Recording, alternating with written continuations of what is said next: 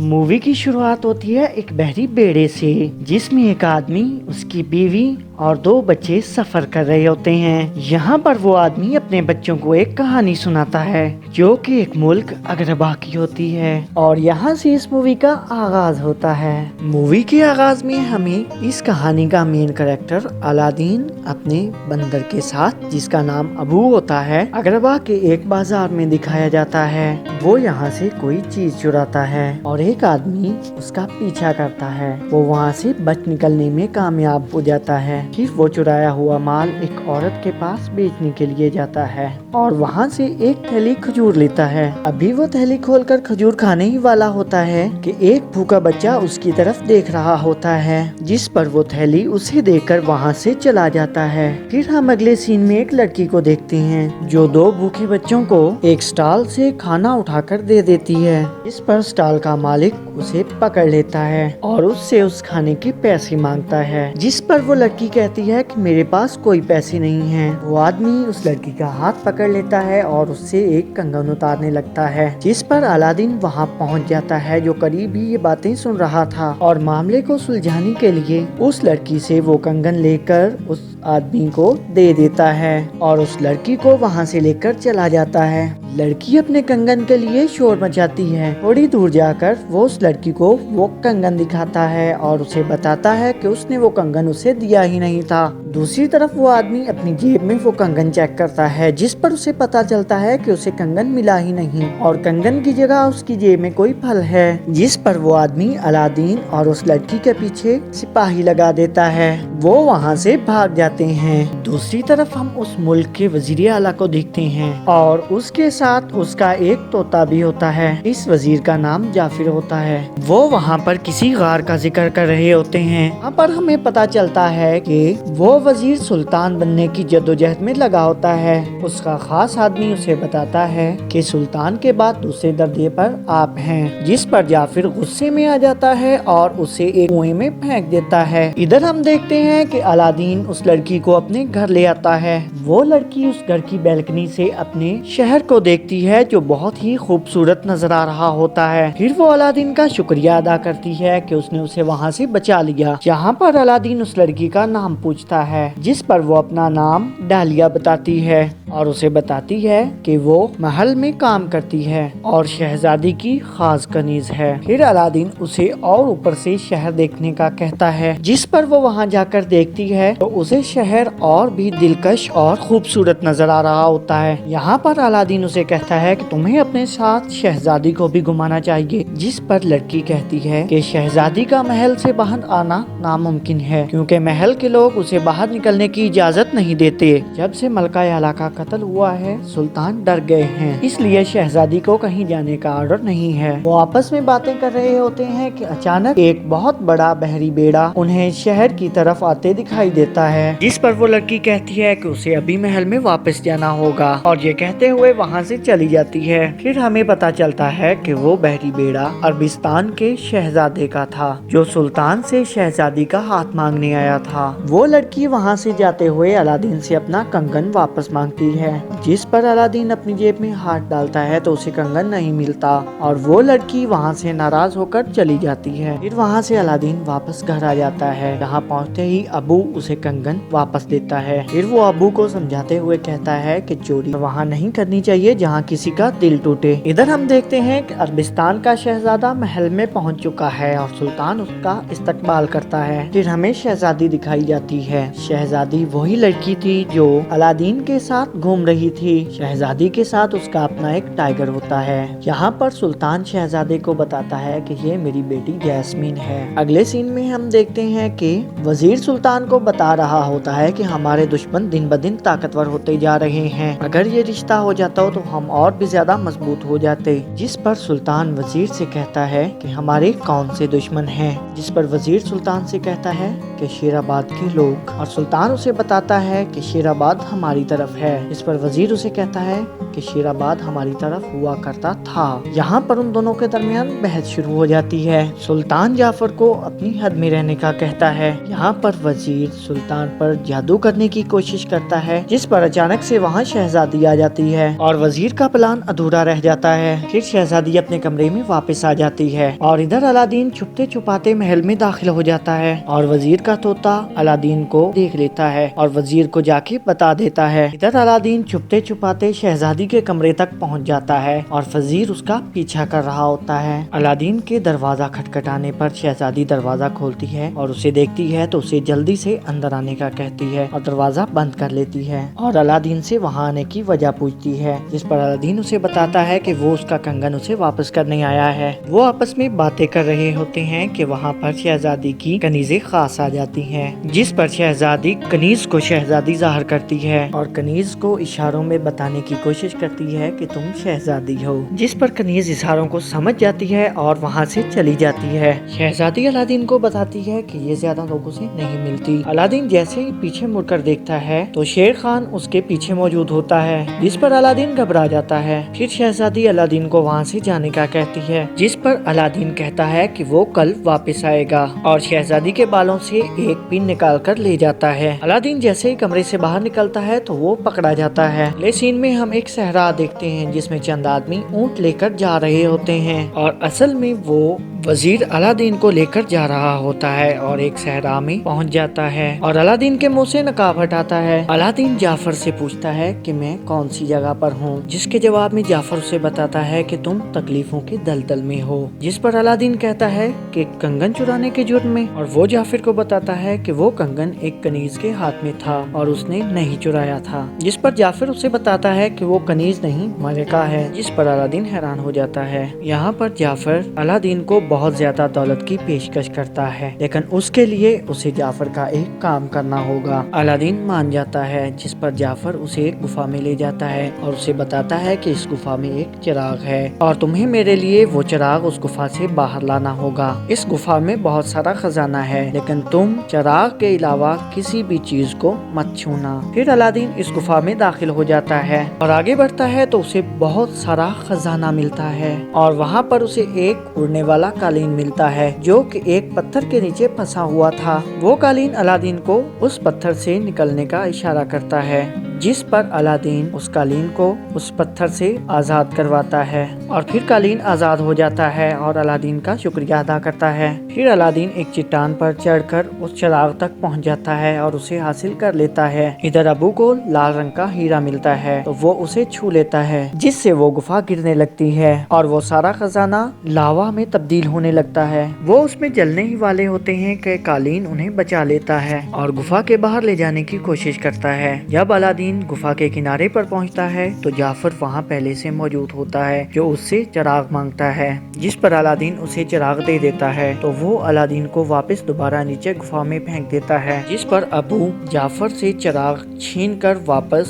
گفا میں چھلانگ لگا دیتا ہے۔ پھر وہ نیچے گرنے ہی والے ہوتے ہیں کہ قالین انہیں بچا لیتا ہے۔ جعفر جب گفا سے باہر آ کر دیکھتا ہے تو چراغ دوبارہ اس سے چھن چکا ہوتا ہے، جس سے وہ بہت زیادہ غصے میں آ جاتا ہے اور وہاں سے چلا جاتا ہے۔ پھر ہم دیکھتے ہیں کہ الادین اور وہ بندر بچ جاتے ہیں اور گفا کی آگ ٹھنڈی ہو جاتی ہے۔ پھر وہ بندر الادین کو چراغ واپس دے دیتا ہے، جس پر الادین بہت زیادہ خوش ہوتا ہے۔ پھر الادین قالین سے باہر نکلنے کا راستہ پوچھتا ہے۔ قالین اس چراغ کی طرف اشارہ کرتا ہے۔ الادین اس چراغ کو اپنے ہاتھ سے کھینچتا ہے تو ایک بہت بڑا جن اس چراغ سے باہر آتا ہے اور الادین سے کہتا ہے کہ وہ اس سے اپنی کوئی بھی 3 مرادیں پوری کروا سکتا ہے۔ پھر الادین جنی سے کہتا ہے کہ میری پہلی مراد ہے کہ تم مجھے اس گفا سے باہر نکالو، جس سے وہ جن جلدی سے الادین کو اس گفا سے باہر نکال دیتا ہے۔ یہاں پر الادین اس سے پوچھتا ہے کہ اب میری 3 مرادیں رہ گئی ہیں، جس پر جنی سے کہتا ہے کہ نہیں، اب صرف 2 مرادیں رہ گئی ہیں کیونکہ تیسری مراد تم نے مانگ لی ہے، جس پر الادین اسے بتاتا ہے کہ میں نے اس وقت چراغ کو گھسا ہی نہیں تھا،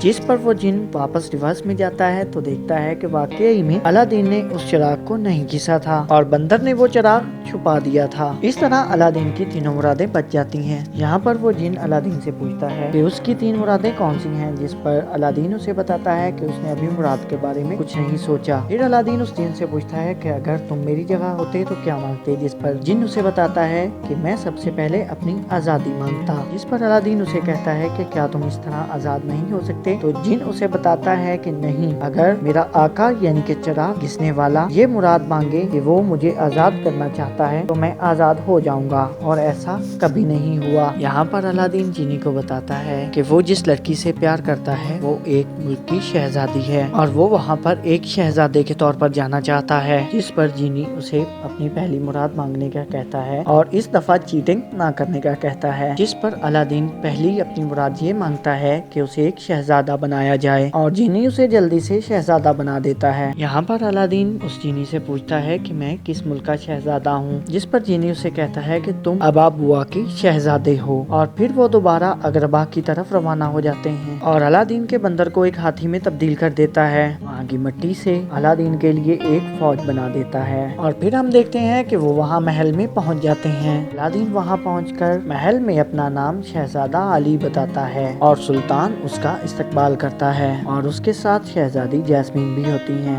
फिर शहजादा अली सुल्तान के लिए इनामात पेश करता है और शहजादी के लिए हीरे जवाहरात और मुख्तलिफ किस्म की मिठाइयाँ पेश करता है। यहाँ पर वो शहजादी से कहता है कि वो उसे खरीदने आया है, जिस पर शहजादी नाराज हो जाती हैं और वहाँ से चली जाती हैं। सुल्तान शहजादे अली को वहाँ रात रुकने का कहता है और रात की पार्टी में शामिल होने की दावत देता है। फिर हम देखते हैं कि रात को जश्न हो रहा होता है और बहुत से लोग महल में उस जश्न में शरीक होते हैं और उस जश्न में शहजादे अली भी शामिल होते हैं। यहाँ पर जिनी शहजादे अली को समझाता है इस दफा शहजादी को मना ले और मौका हाथ से ना जाने दे। जिस पर शहजादा अली इनकार करता है तो जिनी उसे अपने जादू से शहजादी के करीब भेज देता है। वहाँ जाकर वो शहजादी को मनाने की कोशिश करता है लेकिन और शहजादी से उसकी गुस्ताखियों के लिए माफी मांगता है, लेकिन शहजादी वहाँ से डांस के बहाने चली जाती है और जाकर डांस करने लगती है। जिस पर शहजादा अली भी उसके साथ डांस करने लगता है। फिर शहजादी वहाँ से चली जाती है। इधर जाफिर शहजादी अली पर हकीम को कड़ी नजर रखने का कहता है जो कि फौज का सिपा सालार होता है। फिर वो वापस कमरे में पहुँचते हैं। यहाँ पर शहजादा अली जिनी को मनाने की कोशिश करता है कि वो उसकी कनीज़े खास को वहाँ से ले जाए जिससे वो अकेले में शहजादी से कुछ बात कर सके। जिनी जो कि पहले ही शहजादी की कनीज को पसंद करता है वो शहजादी के कमरे में आता है और उसकी कनीज को वहाँ से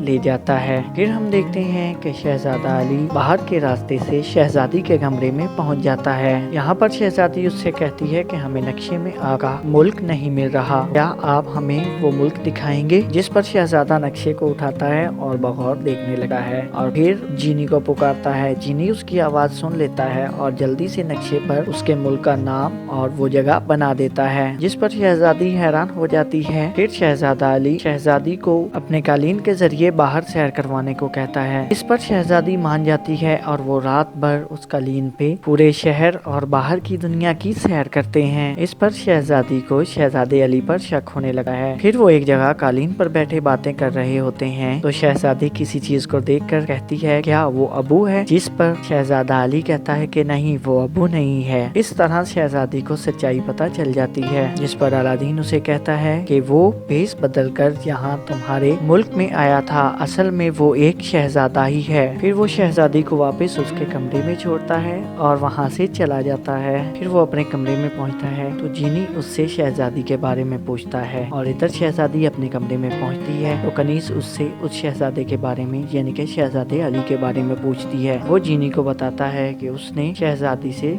झूठ बोला है कि वो एक मुल्क का शहजादा है। इधर शहजादी अपनी कनीज को बता रही होती है कि वो वाकई एक मुल्क का शहजादा है और हमारे मुल्क में भेस बदल कर आया था। अगली सुबह जब शहजादा अपने कमरे से बाहर आता है तो उसे सिपाही पकड़ लेते हैं और जाफर के पास ले जाते हैं। जाफर उसे एक कुर्सी के साथ बांध देता है और उसे कहता है कि अगर तुम शहजादे हुए तो तुम इस नदी में बह जाओगे, लेकिन अगर तुम्हारे पास वो जादुई चिराग हुआ तो तुम बच जाओगे, और उसे एक नदी में फेंक देता है। शहजादा जैसे ही उस नदी में गिरता है तो अबू वहाँ से चिराग लेकर उस कालीन के सहारे उसके करीब वो चिराग फेंक देता है, जिससे शहजादे का हाथ बड़ी मुश्किल से उस चिराग के साथ टच होता है, जिससे जीनी बाहर आ जाता है और जल्दी से उसकी दूसरी मुराद पूरी करता है और उसे वहाँ से बचाकर बाहर लाता है और उसे उसके कमरे में लिटाता है, जिस पर शहजादे को होश आ जाती है। यहाँ पर जीनी उसे बताता है कि तुम्हारी दूसरी मुराद भी इस्तेमाल हो गई, जिस पर शहजादा उसे बताता है कि कोई बात नहीं, शुक्र है तुमने मेरी